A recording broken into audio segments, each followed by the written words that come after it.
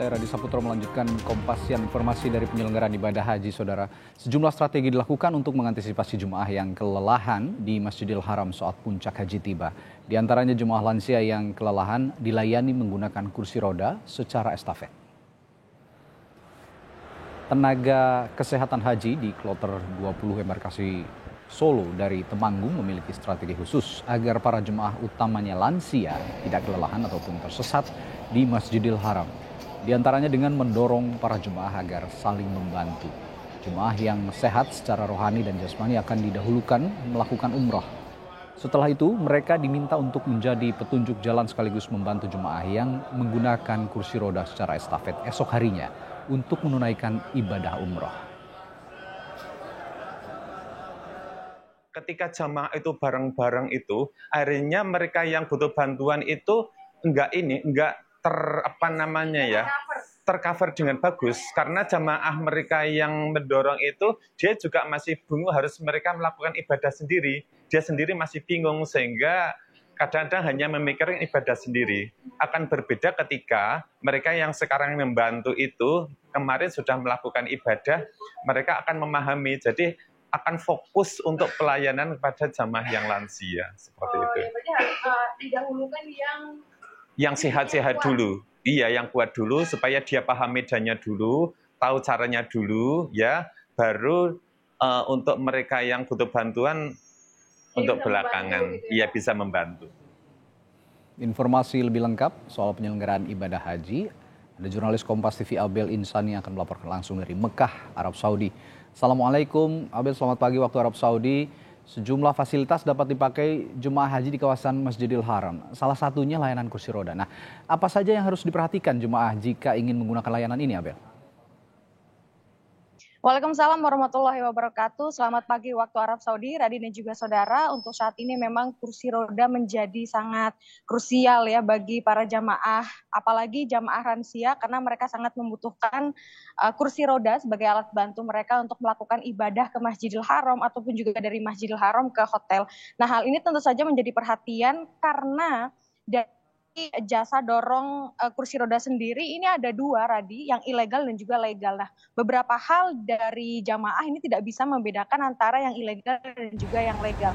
Padahal ini sangat penting karena ketika jamaah tidak memperhatikan hal tersebut dan menggunakan jasa kursi roda yang ilegal, ini tentu saja bisa merugikan jamaah sendiri. Dari segi biaya mereka harus ditemukan sama jemaah saya.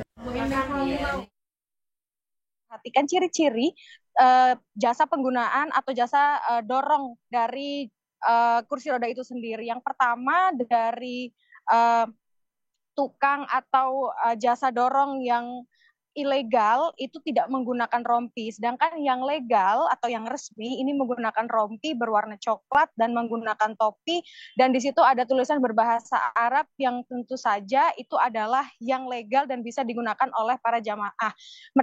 Patok harga 1 juta untuk jamaah yang menggunakan jasa kursi roda untuk tawaf dan juga sa'i begitu.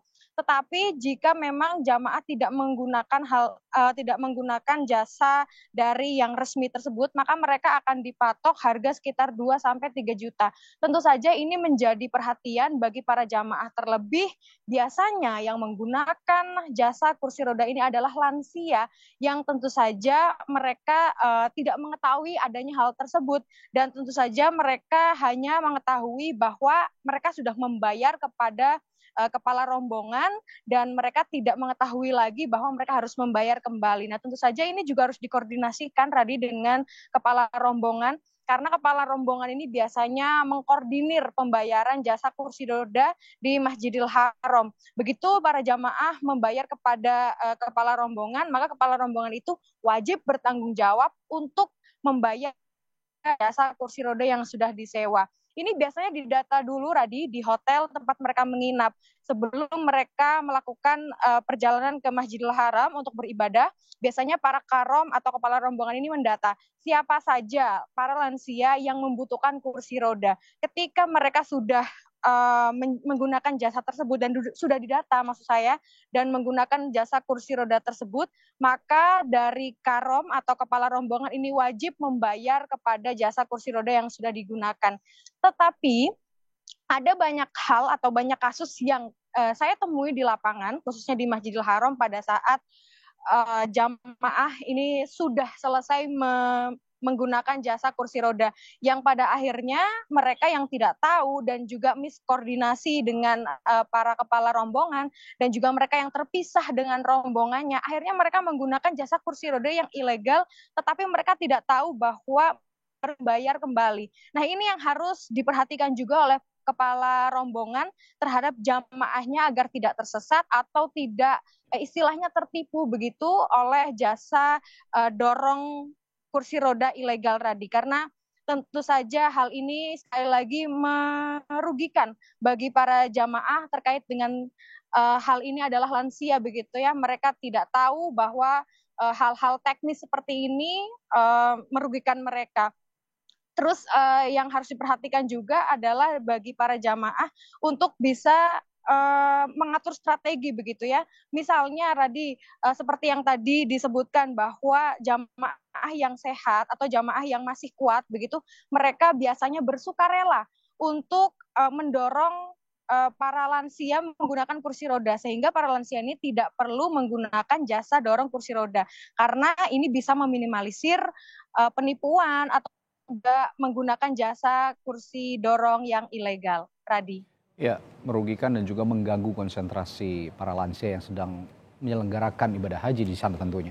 Abel, mendekati puncak haji, para jemaah ini terus diimbau untuk menjaga kondisi kesehatan. Nah, apakah ada layanan kesehatan di hotel bagi para lansia yang menyelenggarakan ibadah haji?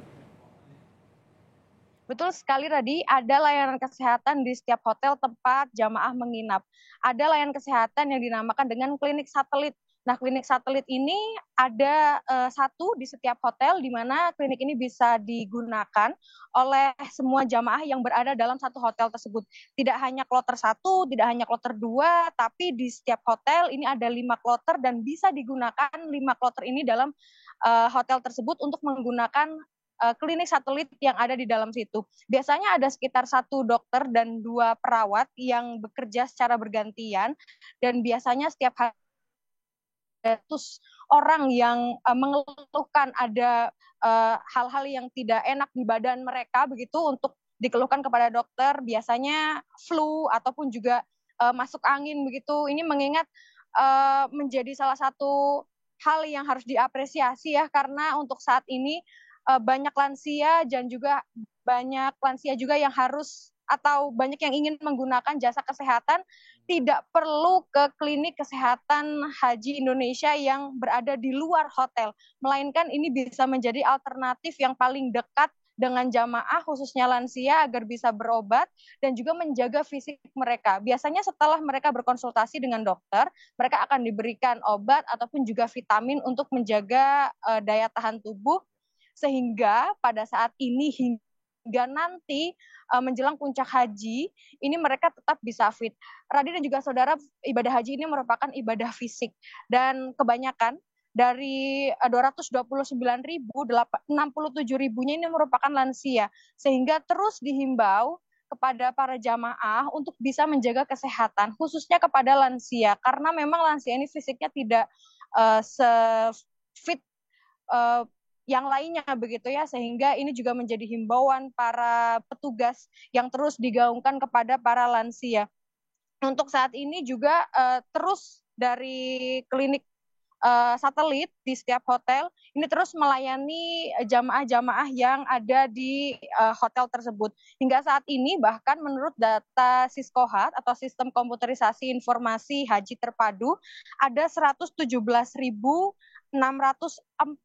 lansia, maksud saya jamaah yang risti begitu atau resiko tinggi, sehingga dari klinik-klinik satelit yang ada di setiap hotel ini bisa membantu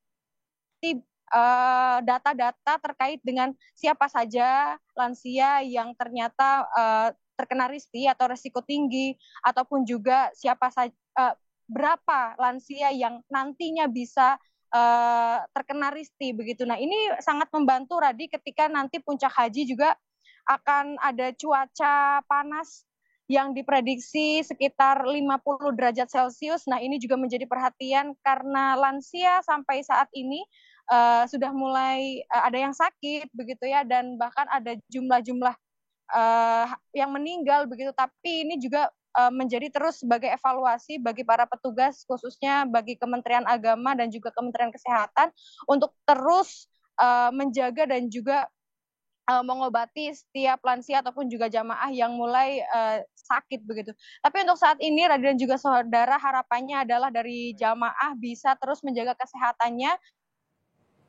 bisa terus membantu dan memfasilitasi para jamaah untuk tetap beribadah dengan khusyuk. Yang dihimbau untuk saat ini dari para jamaah adalah untuk tidak memaksakan diri melakukan ibadah ke Masjidil Haram pada siang hari karena cuaca di Arab Saudi, khususnya di Mekah ini sudah 45 derajat pada siang hari. Sehingga ini kalau dipaksakan, ditakutkan atau dikhawatirkan pada saat puncak haji, semua keadaan atau kondisi dari lansia tersebut drop. Sehingga himbauan ini harus diperhatikan juga oleh para jamaah dan dibantu oleh para keluarga agar bisa menghimbau orang tuanya atau keluarganya yang berada di sini untuk bisa mematuhi himbauan dari petugas untuk tidak memaksakan diri ke Masjidil Haram pada siang hari, Radi. Ya, tentunya untuk Anda juga tetap jaga kesehatan selagi bertugas dan juga beribadah haji. Terima kasih Abel Insani melaporkan langsung dari Mekah, Arab Saudi.